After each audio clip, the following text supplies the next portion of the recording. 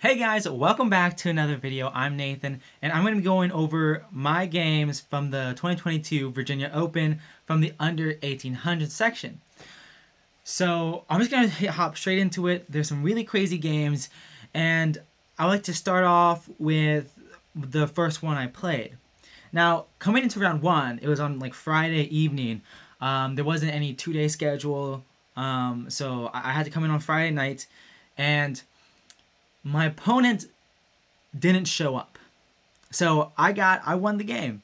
Goodbye, because it was a time forfeit. That's what they call it.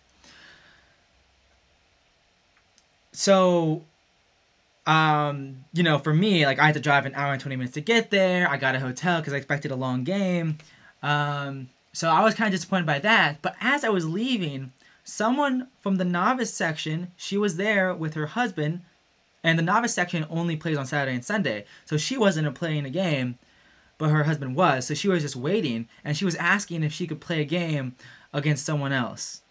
And it just so happened that I just won because 30 minutes passed, and so it was a time forfeit. And so we just ended up playing an extra game. So it doesn't affect tournament standings, but it is a game we played. And that's the game that I have right in front of you today. So I have my rating, which is 1464, and her rating, which is 848.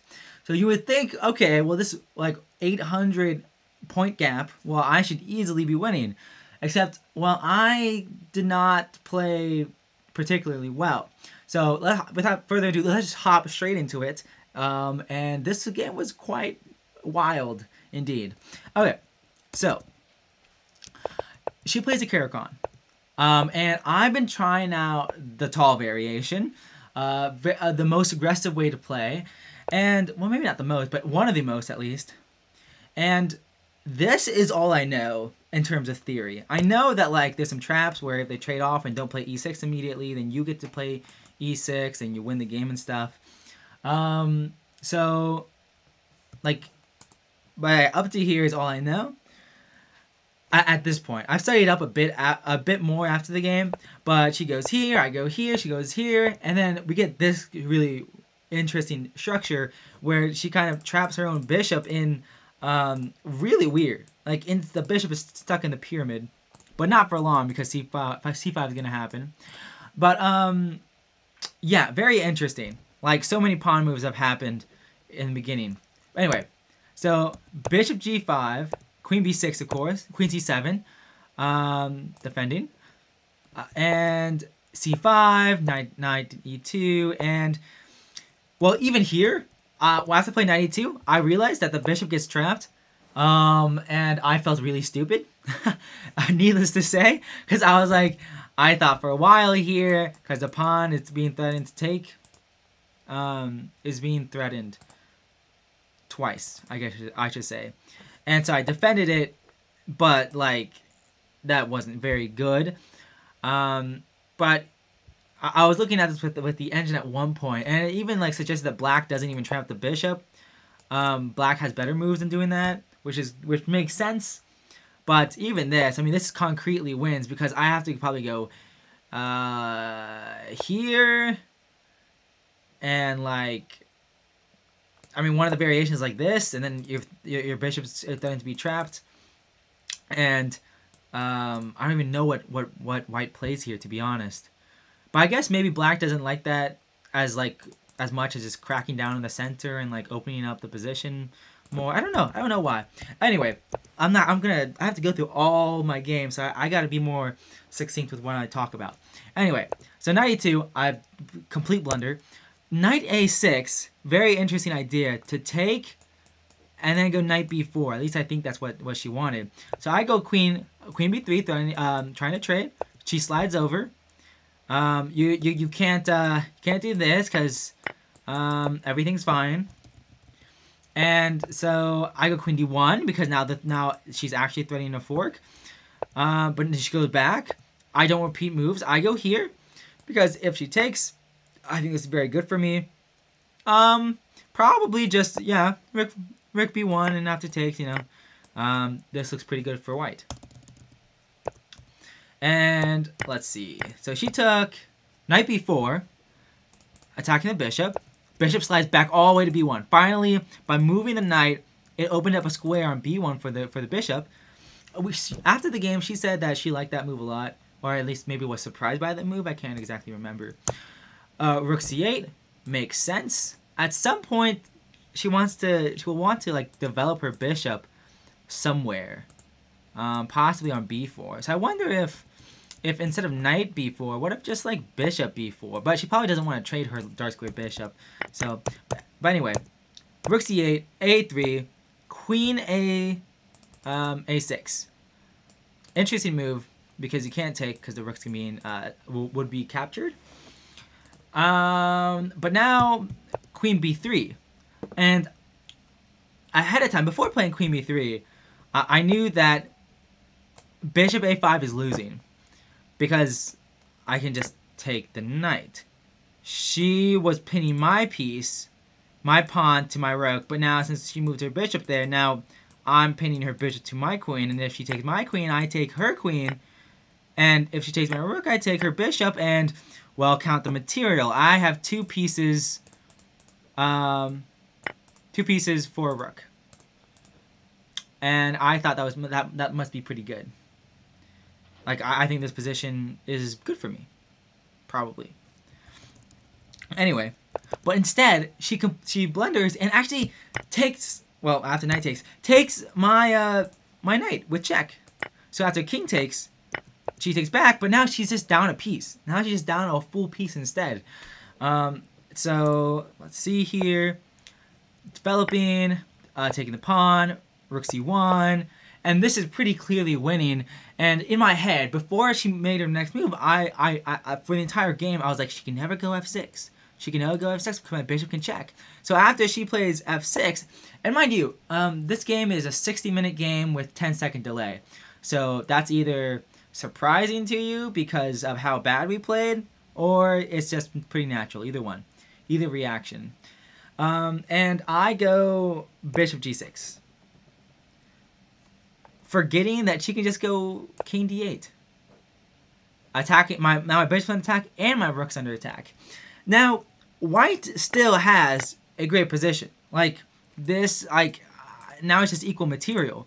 But, it's still, like, a huge, I shouldn't have allowed this to happen, though. Even despite everything. But the game goes on. Bishop f7, so I'll win this pawn, and now, hopefully, my idea is, I have a passed pawn, maybe a second passed pawn, and maybe even win this pawn, and let's have a really big center and win the game, stuff like that. Takes, oh, no, not takes, but f4, with the idea of going f5, f6, pushing your passed pawns. f4, blocking it. I can't push it no more. So I take, defending, forking, got takes, and here I go rook h7, and she goes rook c8. Now,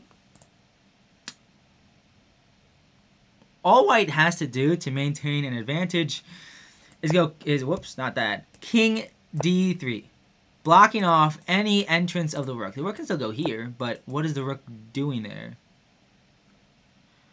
And white maintains a really clear edge because then I just take the pawn, and I have three pawns, three passed pawns, and I will win the game.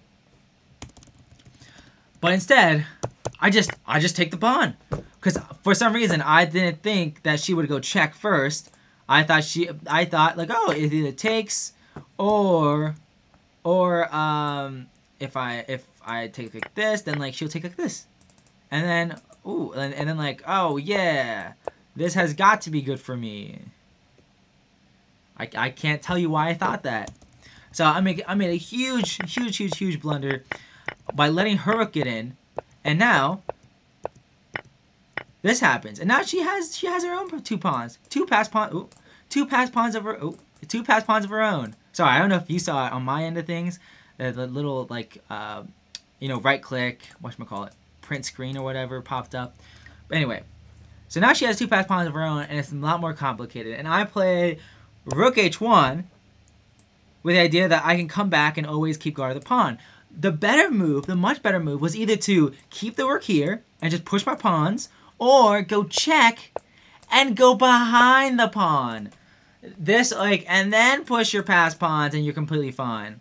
Instead, the way I do it, I go all the way back, and then she takes my pawn, I go up, she pushes, I push, she push, I pushes, she pushes, I push, and, like, black is supposed to be winning here, because the king is really close to the passed pawns, but my king cannot get close to her passed pawns. And then she plays a really cool move. Rook h4. You cannot take, because then you're promoting. And after check, push, and push, you're just not in time. Well, that's a bad example, but you're still just not in time at all. So I go here. Probably here was better. Instead of going rook a1, being in a passive square, going rook d1 to target the pawn, and also you still can't promote. Like, for example, maybe like rook d8, rook a4, trying to promote. You go check, maybe? And if here... I don't know, maybe it wasn't that good. I mean, it's complicated. Like, check. I mean, we both promote at the same time now. So, I don't know. Well, actually, rook d1, rook a4, rook takes, and maybe king here. And check, and if king here, you promote, and if king here, you check. And if they go back, you still promote. So if they take the pawn, then you promote. And if they promote, then you get the first check, and you kill black's king. And if takes, well, you just have a queen. Okay. Anyway, like I said, I shouldn't get too sidetracked. I have not looked. This game, I glanced with the engine a little bit, because we were talking about it. And let's see. So the game goes on. So I go rook a1 instead, and she goes rook a4. And now my king. Now the plan is pretty simple for her. Is push, push, and push. So I go g4 to go g5, g6, g7, g8, rook g8, pawn g8, and it turns out I promote with check, which is cool. So she checks me, and really key here, I cannot go on this diagonal or this diagonal, because then she promotes with check. So avoid the diagonal. Avoid the diagonal. I can't go on this one or this one still. But she's out of checks. She moves her king. I promote. She takes. And black is still supposed to be winning here. I completely forgot why. I think it's because after queen checks, king d8, queen check. Maybe it's supposed to go. No, I don't know. I'm not sure. I think maybe this way. And then I run out of checks, like king b6, and white has no more checks. This is probably why it's winning for black still. But instead she goes this way, loses the rook, and I think black is still completely at least okay, if not winning. But the way she plays is that she forces a trade of queens.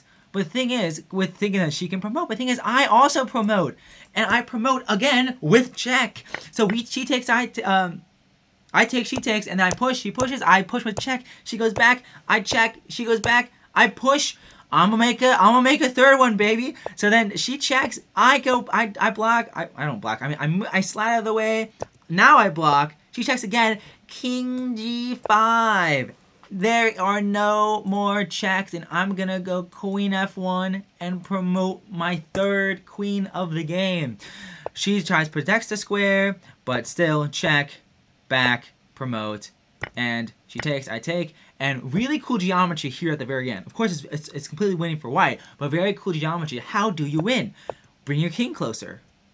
If king slides, well, here I should have gone check to make the king make a decision on where to go. Like, put king back is the only move after queen d6 check, but I do this. Well, I have like 21 seconds on the clock, so I'm trying to move very fast. Here, and then really cool move, king f3. The king has no squares, to go to, except king f1. And then you go queen d3, pinning the pawn to the king, so the king, once again, only has one square. Well, actually, 2 squares. That makes sense. Well, 2 squares here, and then mate. So, an overly exciting first game where we both promote twice, well, and I promote a third time. And, I mean, this entire time, up to probably here, I have like 30 seconds. Definitely under a minute at the very least. And so the entire time, I'm playing on the delay, on a 10-second delay, and trying to win that way. And it was definitely absolutely very exciting, but I did not play very well. The opening was not good, and I just blundered the bishop, and where is it? The rook h1 idea was just awful. Was just not very good.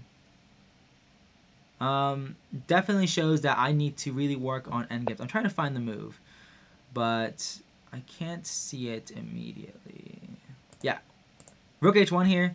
Yeah, like, I feel definitely very disappointed with myself. I'm just being too afraid of the passed pawn. Anyway, that was game 1. So, despite not playing round 1, I still played an interesting game, that's for sure. Educational, without a doubt. And I'm 1-0 after round 1 because my opponent didn't show up. So now that brings me to round 2. Round 2, I'm playing against someone who is higher rated than me, who is, actually, can I edit this? Hold on, let me see. Let me make that wider for you guys. And, yeah, so let's just hop right into it. So I have the white pieces again, and I play e4, and he played the Pirks. The Perks, or the Pirks, however people pronounce it. And, I used to go crazy in this position. I used to go bishop d3, and, like, g6, c3, bishop g7, f4, do the pawn tsunami. The pawn tsunami is not very good, but I still used to play it. Now now I'm more principled, and go and do this, and that's pretty good. And he goes bishop g7, knight f3, c5, and here taking is pretty good apparently. Because you get straight queens, he can't castle and stuff. But instead I just push. Closing it down. And I talked to one of his friends after the game. Not after the game, after the tournament. He was like, did you play against Chandresh? I was like, yeah. And then he talked to me about how his friend, Chandresh, in this position, completely forgot what he was supposed to do. So here you play queen b6, and putting yourself on this diagonal, and targeting this pawn as well if the bishop ever moves. So I have to castle. I have to castle because c4 will happen if I don't, and there are also lots of ideas with knight g4. Now, I did not think Chandresh was going to go knight g4 because it doesn't work. I defend everything. If you go c4 check, king g1, knight g4, like, everything is guarded after queen e1. And, like, every variation, I can always go queen e1, which is a pretty common theme when you push f4, queen e1, and, like, everything is always going to be guarded, and I will be completely okay. But queen b6 castles, knight g4 first, still going for the same idea, where, let's say I go, like, a3, then, boom, c4 check, only move is king g1, and, well, you win in exchange. But the thing is, I can see, and I just go king h1 preemptively, and after c4 I go queen e1 and everything's guarded. Everything's guarded and everything is fine. So, yeah, that happens, and then what he does is, I couldn't believe it. He took my knight on c3, and for, like, no reason at all. And that extremely surprised me, because that doesn't make any sense. This dark square bishop will now go to here or here, and be unopposed, like long term, it will go to one of these squares and be unopposed. And white is just better, and white can actually start a really big attack with these three pieces, and maybe even a rook lift. I mean, like, it seems like pretty clear attack for white. So he slides the queen back, probably because he wants to defend his c4 pawn and also to slide out of the way of rook b1. Well, eventually, if white goes rook b1 now, the queen can just take. But you get the point. Get yourself off the open file, defend the pawn. But queen a4, and in this position, I was really debating on whether I should go h3 first or go queen a4 first. And I thought queen a4 was better first because it's a more flexible move. Maybe I'll still have ideas of doing rook lift. And some of these positions transpose to each other, but maybe like with queen a4, I'm clearly threatening knight g5 and forcing some sort of position, and maybe e5 to try to dislodge the knight if it goes back to f6. I mean, there were some different ideas. I'm not going to go through all my calculations, nor can I remember everything I was thinking about at the time, because the time I am recording this, it is June 28th, and I played this game on June 25th. It's been a few days. But anyways, queen a4, really strong attack idea. Knight g5 is coming. What are you going to do? f5. Wow, very interesting, but very weakening as well. h6 and h5 now will just really weaken this a g6 pawn, and f5 will really weakens the position on not only the dark squares now, but also the light squares. Is it a necessary move? Well, let's think about this. If you go knight f6 immediately, firstly, you don't need to go knight f6. The knight is defended by the bishop, but let's say, I don't even know. What do you even play? Knight a6 to go knight c5. Then h3 comes, this comes, and then e5. And if you take, maybe I can just go here, and after h5, just sack the piece. So definitely a very scary position for black. And so he wants to fight back in the center of the board with a flank pawn. So f5, knight g5, knight f6, and bishop e3. Now, I didn't think that I could go e5 immediately because just takes, and it looks pretty good for black. Well, not pretty good, but it feels like I just lose all my pawns for no particular reason. Who knows? Maybe it's okay, but I don't think it is. For me, personally. Okay, so knight f6, bishop e3, king g7, which very interesting idea. It allows the rook to potentially slide over to h8, and it also prepares h6. But it also puts the king on the dark square diagonal, which is where I wanted my bishop to go anyways. So bishop d4, h6, e5. Let's go. The idea is that if you move your knight, you lose your queen. If you take my knight, well, I take yours with check, and this is what happened in the game, I think. Well, actually, he took first, and then took my knight. I still take with check. He takes back, and wow, look at this pawn structure. It's a cube. It's a pawn cube. How many of you guys have seen that in one of your games? So unfortunately, though, for him, I take one of the pawns from the pawn cube, and his advantage is lost. Just kidding. Well, I do take the pawn, though. So a5, create a move to try to get your rook active this way. Very cool.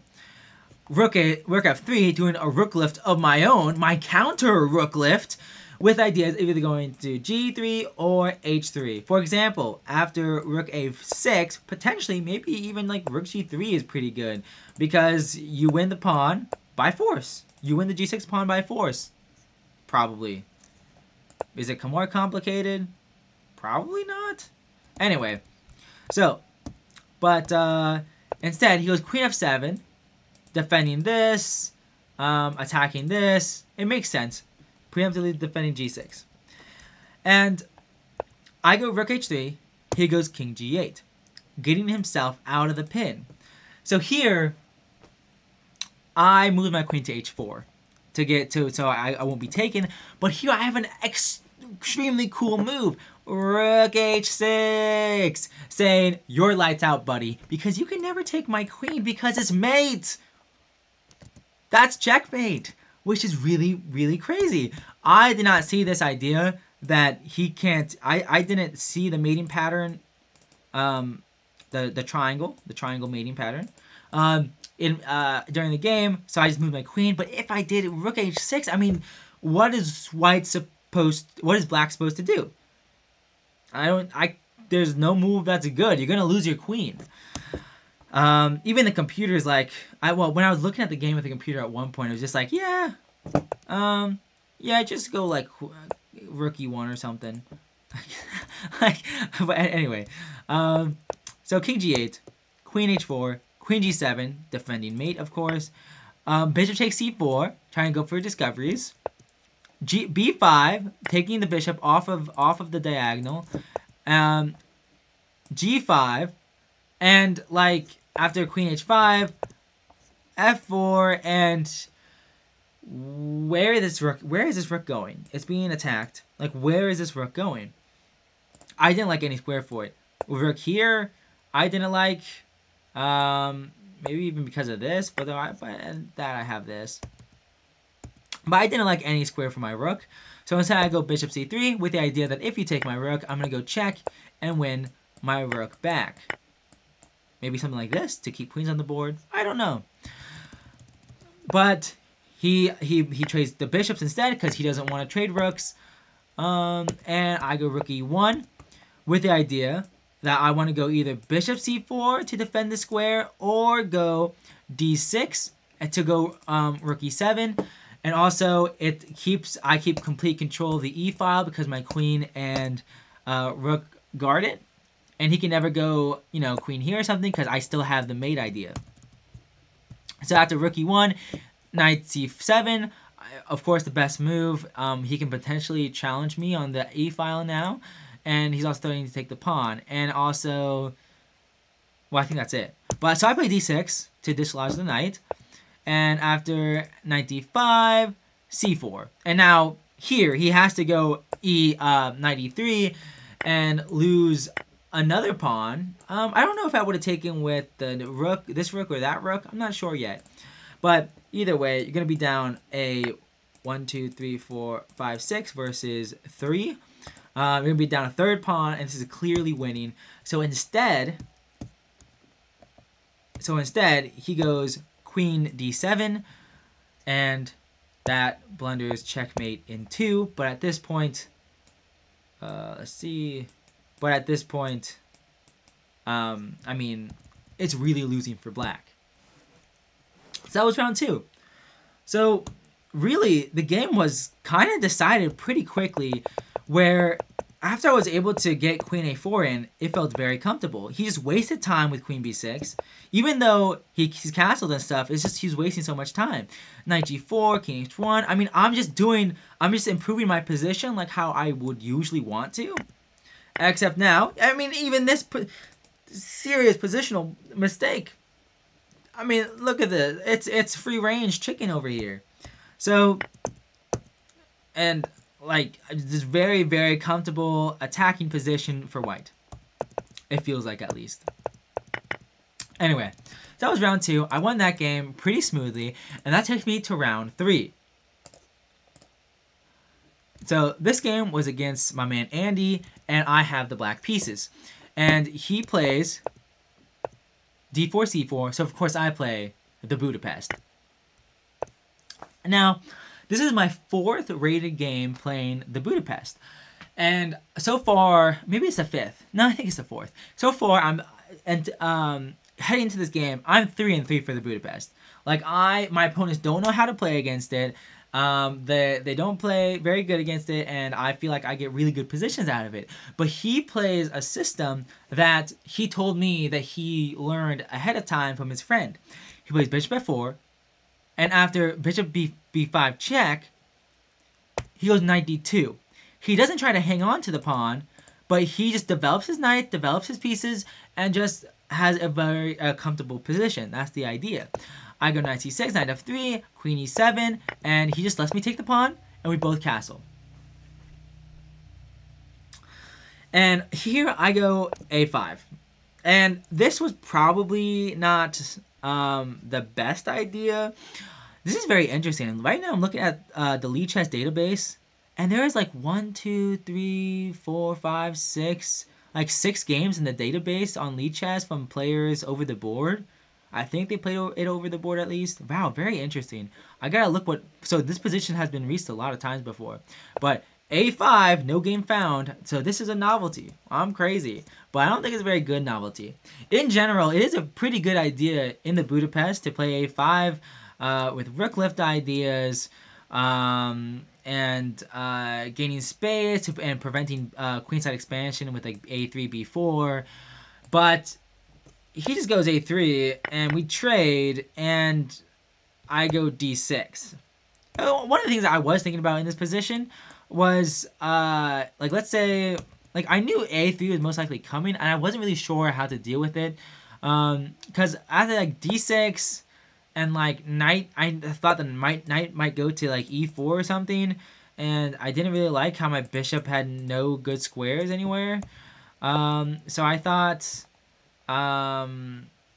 just a5 ideas would be pretty good. I don't know. I can't give a better reason than that.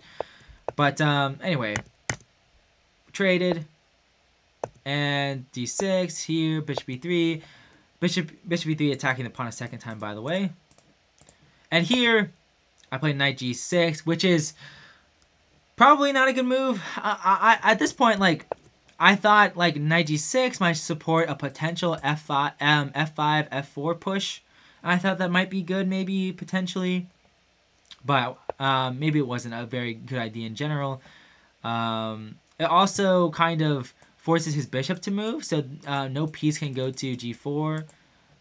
So it's like, for example, like bishop g3, and now his knight can't go to g4, and I can't get attacked on this diagonal. But maybe it wasn't very good. And here, after bishop g3, I played the worst move, because it shows a lack of understanding in this position, because I really didn't know what to do. In the game, I probably should have gone a4. So a move like a4. Or like, just like rook fd8. Like, that's a pretty solid move, and it makes sense. But I go queen f6, which shows a complete lack of understanding the position, that the way white gets all of his pieces into my grill is to go c5. A pawn break. And there is no really good way to do anything. With my queen on e7, my queen defends everything. My queen reinforces this diagonal. My queen defends the c7 pawn. With queen f6, my queen is doing nothing. It is staring at a pawn that is defended, and that can be defended pretty well. And if it is taken, it is, like, not good for black. And he just plays c5, and now if I take, he can take like this. He can take like this too, but probably better just bishop c7, preventing any rook d8 nonsense. So, queen f6, a terrible move. So, and if you know, if the queen was on f6, then maybe I can meet c5 with probably not d5, but I mean, it doesn't lose a pawn. And it keeps the file closed, but I don't even know if I want that if I have a rook on d8. But anyway. So I play queen f6, and the c5 is played. And then I move my knight. Because I didn't like any of my alternatives. I didn't like taking the pawn. And I didn't like pushing the pawn or anything. I didn't like anything. So I go knight c e5. And he takes, I take, he takes. And I go here. He goes here, and I just gobble up the pawn. Defending my pawn. I know rook b1's going to happen. I know it's going to happen. And he goes here, I go here, he goes here, and I go here. Can't take like this, because then I have this. But you can still take like this, which is fair. And one move that I was considering, I knew this was going to happen ahead of time, but one thing that I was trying to consider whether I should do or not is just go rook b8. Because then he can do this, get both rooks for the queen. But they have a super imbalanced position. The rook pair and the bishop pair versus a queen, a bishop, and a knight. I mean, this cannot be good for black, but it is such a super interesting imbalanced position that is probably very losing because it's very hard to coordinate my knight. But anyway, rook d8, queen b6, knight e7. Probably not a great move. I just really wanted to get my knight into the game. Maybe go knight here or something like that. But he kicks my queen around. And I go queen b3, which I felt was a really good move because I can bring my bishop here and play a4 and everything is okay. So he trades, I take, he goes bishop c7, I go knight, rook d7. And here, he can probably play a4 himself to prevent me from playing a4. And then my bishop doesn't have a good square, and then he'll probably win the pawn. Instead, though, he attacks my bishop, and I solidify with a4. And now my bishop is a glue on the queenside position, and everything is okay for me there. He moves his bishop back. I attack. He moves. I take. I play h6. Not a very good move. I probably should have gone f5 instead to try to bring my king immediately like this. I don't know why I didn't like f5. Maybe I thought that the diagonal. I don't know what I thought. I don't know why I didn't just go f5. I go h6 instead though, and he forces a trade of rooks. Very, very cool idea. I don't have any checks because of his bishop. So I take, he takes, and I go knight d5. And note here that if he ever trades off his light square bishop, boom, it's a draw. Like, I'm okay. Like, there's no way that I'm going to be losing this position because it's the opposite colored bishops, and I'm just going to put everything on light squares, and he's going to put everything on dark squares, and I'm going to win. Like, I'm going to be completely okay. So his goal is to use his bishop pair to control both sides of the board, make my king and knight be stretched too thin, and win all the pawns and win the game. So can I prevent that? Can I prevent him from winning by centralizing my pieces and by putting my pawns on the right squares? Who knows? Let's find out. So at this point, I'm only down a pawn. Like, that is it. I'm only down a pawn. So he moves his bishop. I go f5, and to try to so then he doesn't go e4 himself.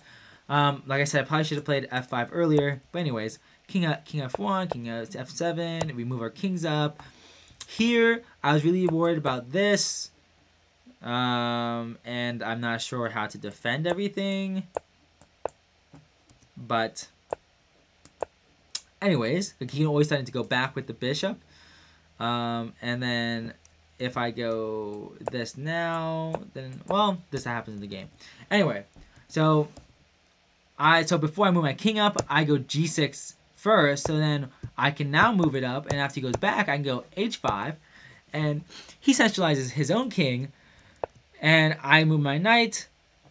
Like, if I can somehow trade, like, just put my knight in a really good position to pressure a few squares here, and also have the opportunity to hop in on the king side and possibly win a pawn, that's really good. So he goes bishop c6, I go knight d7. Here, I wasn't sure if this was okay for me. Actually, I think it was this position where I wasn't sure if it was okay, because after bishop takes, king takes. It is opposite colored bishops, but king e5, and I'm like, holy crap, there's no way for me to guard my pawns. He's going to gobble up everything, because after king e5, king e7, king f6, my pawn's going to die. But I found the idea that after king e5, I can go h4. And if he goes king f6, I can still go bishop h5, and I hold everything. And everything is okay. And, like, there's no way for him to play g4 because of en passant. And I think I'm doing pretty good here. Well, maybe actually he can play g4 because... No, he can't. He can't play g4 because I take like this and then push like this. Okay, cool. Anyway, so, but he doesn't do that in the first place because that most likely would be a draw because of opposite colored bishops. He goes back with the king. I move my knight up, defending the e8 square to keep this pawn guarded. And also threatening to fork and win this pawn, potentially, even though he could counterattack my bishop. Actually, no, if I took the pawn, then my bishop would be guarded. But anyways, he goes f3, and I go knight d4 check. He goes king d4, and here I should probably just move my knight back, keeping control of that square. But, I mean, I don't know how the game would have continued. Maybe he would have gone e4. Probably not. Because, well, no, he probably would have. To create a clear pass pawn, perhaps. But instead, I go bishop back, and this allows him, though, to go bishop e8. He's going to gobble up my pawns. Well, now I can go f4. But this is still not very good because he goes e5 or e4, and then I'm going to win this pawn. But my knight has wandered from the center to the middle of nowhere. And from here, it doesn't have anywhere to go. If I move my knight here, he takes my pawn, and now he's just 3 pawns up with a bishop pair, and I am very sad. So he takes my pawn, I move my king, he goes bishop here, and I go here, he pushes, I go here, and I just completely missed that he can just go bishop e3, and, bishop e4, I mean. I forgot that his bishop can move to that square. I forgot that I thought he had to go this way, but he doesn't. So that forces my king this way, and he can probably just push here, but maybe he didn't like that I can get here. Yeah, that's probably what he didn't like about it. But anyway, here and then king back, and all the king wants to do is just hippity hop all the way over here, and the knight is forced to move, and he wants to win his 3rd pawn. So king here, knight moves, bishop takes, knight moves, bishop moves back, knight moves, f4, knight moves, bishop e2, bishop f2. He doesn't want to allow any checks. He wants to rotate his bishop this way to try to do stuff this way. And the game, I mean, obviously here the game is lost for me. But very cool idea from him is that after I move my knight to a5, he attacks. When he doesn't attack, he goes bishop c5, keep an eye on this pawn, and also helping the pawn roll down the board. But after I move my knight again, attacking the bishop, here goes bishop b6, and my knight has no squares. Let me see. Whoops. No squares at all. And my knight's trapped. So I go bishop, he moves, I move, he moves, I move, he moves, and I defend my knight, but, I mean, all hope is lost. I have no more pawns. And after we trade the knights, I resign. So, that game took over 4 hours. And it was a very interesting game, a very interesting endgame at this point, because it's like, I don't know what would have happened if, like, what if after I check and he moves, what if I just like, went back with the knight? How does he make progress here? Does he just make a pass pawn like this? I don't know. That's probably what he would have done. I don't know if that's winning, or if it's still. I mean, it probably is still winning. He probably has multiple ways to win. But, oh yeah, maybe this, because then it blocks the knight from hopping in again. I don't know. But anyway, this game was a very tough loss. It lasted 4 hours. We were the last game to finish in the section. And now, ahead of time, before the event, I knew that I would have to take a half-point bye in round 4. And, like, I knew that ahead of time. So I knew that my best possible score would be 4.5 out of 5. So I knew that I couldn't lose. But I did lose.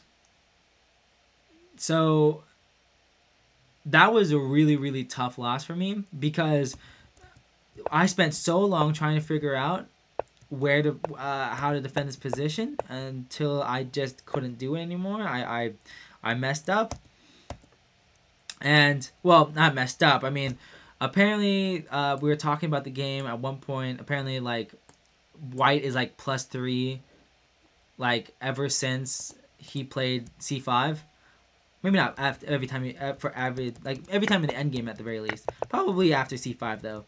It's like plus. It's like white has a clear advantage the entire game, a winning advantage, I should say, throughout the entire game. So very tough loss, but at in the middle of the game itself, though, in the middle of that end game, I really felt like I might have been able to hold it. But after c5, the position just crumbled like nothing, man. Sorry, I work at Starbucks, so I got a drink. Okay, so that was the end of round 3, and like I said, I got to buy in round 4. That takes me to the final game, round 5. Okay, so I have the white pieces. And I'm playing against this guy, Vedvanga. He's also much higher rated than me, so that's a really big advantage of playing in the under 1800 section. I'm playing against a lot of people who are much higher rated than me, and that's really good for me, because then even a loss, like I lost against Andy and his rating is 1624. I mean, hey, like a loss isn't that bad for me. So anyway, I have the white pieces, and he plays the Sicilian, and against the Sicilian, I've been playing the system with knight c3. Well, not a system, but opening with knight c3, keeping the flexibility of the f4 pawn, and it's a very, and also possibilities of d4 as well. But sometimes, a lot of times in these openings, with like knight c6, you don't play for d4, you play for f4 possibly, and like bishop e5. But anyway, he doesn't go knight c6. He goes g6, and I've been studying this line where I go d4 and the best moves to take, and after this, knight f6, and then bishop e3, and after knight c6, you slide back down. After bishop g7, you castle queenside. Like a very rapid development, and after you castle, they castle, and you have a game. You have an opposite sides castling game, and it's really exciting. And guess what happened? All of those moves happened. Like this was the actual opening. Here I was a bit hesitant to castle. I still like castles and knight g4. I was like, I feel kind of uncomfortable. Like, where do I put my bishop? Like, I this is probably still good for white, but I just didn't want to trade off my bishop for no reason. So instead I go f3, and then d6, and now I castle. And here he decides to not castle. He's still developing his pieces though, which makes sense, but it's really unclear what he's trying to do. So I move my knight. He goes rook c8. Like, what is he trying to do here? He's just letting me develop and just letting me do whatever I want. And here, I wasn't really sure where I wanted to put my G knight. I moved it to e2, and a common theme in this opening against a hyper accelerated dragon, or whatever it's called, with c4 and g6 on the first two moves, or c5 and g6, I should say, is they want to move your knight to f4, so it helps defend h5. It also attack if the bishop can't go to this square now because it attacks on e6, and also you have two knights controlling the d5 square, so one of them can hop in there. It's a very flexible and cool move. But instead, I wasn't very sure, so I actually did, because knight d4 also looks like it makes sense as well. So I played knight d4 instead, and he didn't want to trade pieces, which was very interesting. I think he didn't like the fact that now my bishops are standing against each other, but he can probably do this, and I mean, this is probably okay, like, even like this. Well, it doesn't look very good. Like, why is the knight being ketoed? But anyway, so, but we don't have that. So instead, he moves his knight to e5. I can't push f4 because I don't want to trade my bishops, and bishop g1 is a sad move. So I can't push f4. I don't even know if I want to push f4. So I go bishop e2, keeping it flexible. Maybe now I can push f4, and I'll have this guarded. Maybe I'll go g4, and then g5 or something like that. There are some different ideas here, but he forces a trade now. So he didn't want to trade like this. He didn't want to trade knight for knight. No, he wanted to go rotate his knight like this, But then I just take, and he takes, and I don't know what his rook is doing on c4. It looks oddly misplaced there. And he could, I do have to consider here, like, what happens if he just somehow, like, moves the knight to, like, this square, and then moves his queen. I mean, this can look kind of scary. This can look kind of scary for white long term. From a distance, it can look scary. But really, black has no attack against white. And I play g4. I'm like, okay, well, what's he gonna do? Keep his king in the center? And also, if he ever tries to gain space and plays e5, the d6 pawn will always be hanging there after I move the knight. Will always be weak, I guess I should say. So I play g4, and he plays a6 with ideas of b5 and b4, I suppose. So I just preemptively move my knight back with ideas that I can still rotate it to f4. And I was thinking of ideas like, I don't know, what was I thinking here? I know with g4, I was thinking of going g5, and the knight has no squares to go to. So maybe like,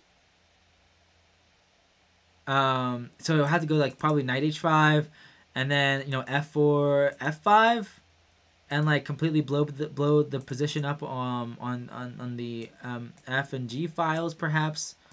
So that was kind of my general idea of I have possibilities of going g5 because the knight has no squares to go to. But oh wait, now I remember. Yeah, now I remember specifically. So after so let's say like g4, a6, and like g5, knight h5, f4. The bishop can come here and attack the rook, and after this moves and bishop moves back. Well, also just like. I wasn't really sure if that was good or not, so I was like, okay, what if I do like knight e2 first, and let's say like, I don't know, like b5 now, if the same variation happens, the knight guards it. I don't know if it's good or not. It also reinforces the knight here, so I can, if I go here, well, I don't know. I don't know. Maybe knight e2 just wasn't a good move, but it also prevents any b5, b4 nonsense kicking away the knight because the knight has already moved. It's also reinforcing the knight here. The knights are kind of superfluous.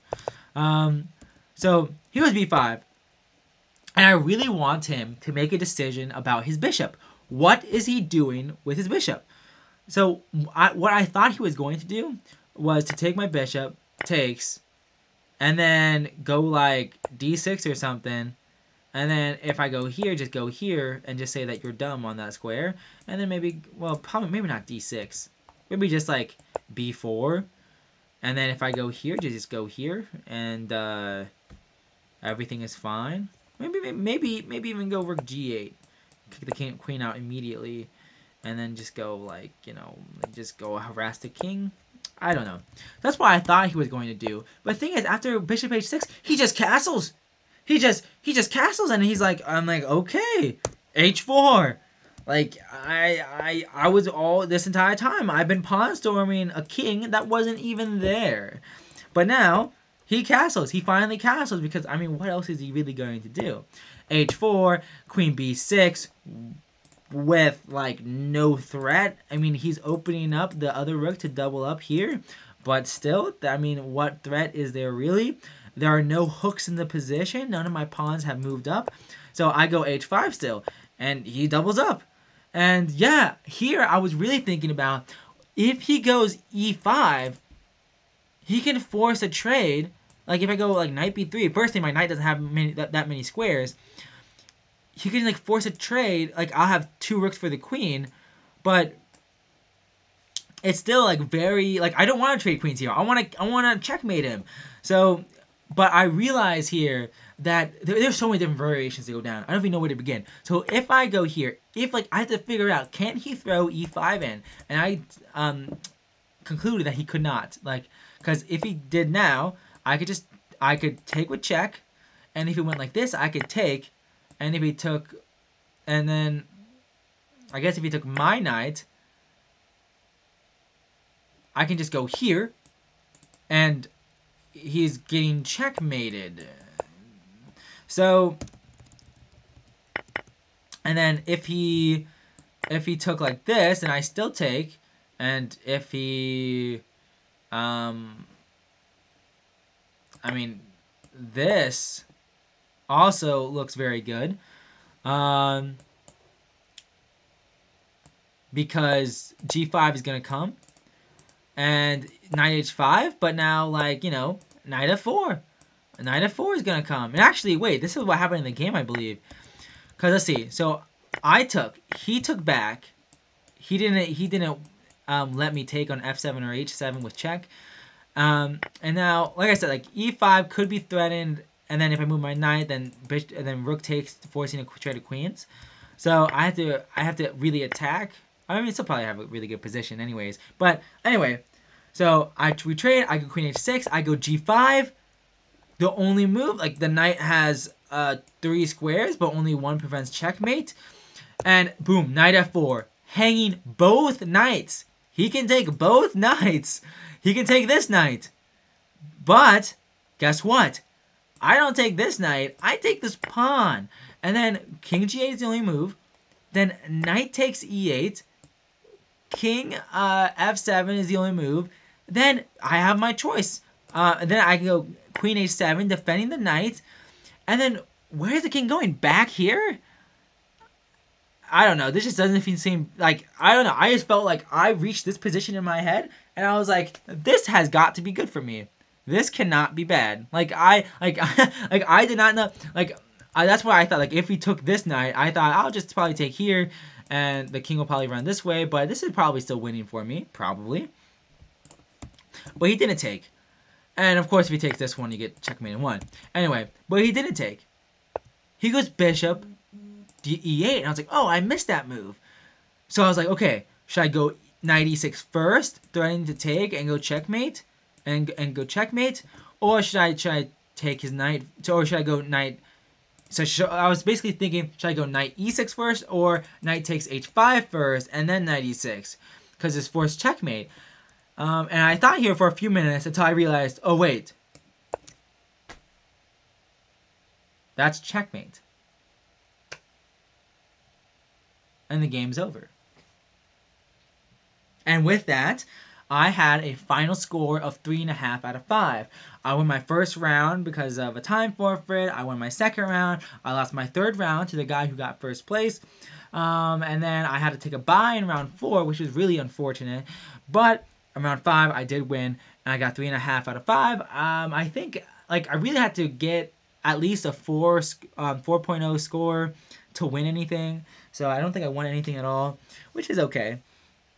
Still had interesting games, but really, like, he just didn't castle. Like, he just like played some pawn moves, traded one piece, and that was that.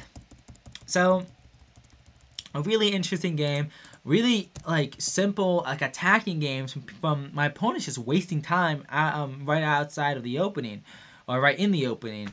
So really interesting games, like I said. I can't really complain, and it was a really super fun event. I just wanted to thank the Virginia Chess Federation for playing the event. And there was one tournament director, Gregory Wasserstein, I believe his name is. Really great tournament director, Mike Hofpair. I don't know if I'm saying his last name correctly, but I'm probably butchering both of their last names. But really great tournament organizers. Really smooth event, I must say. And I was really happy to be there. Okay, so I will see you guys next time with probably some more games for my Summer of Chess in 2022.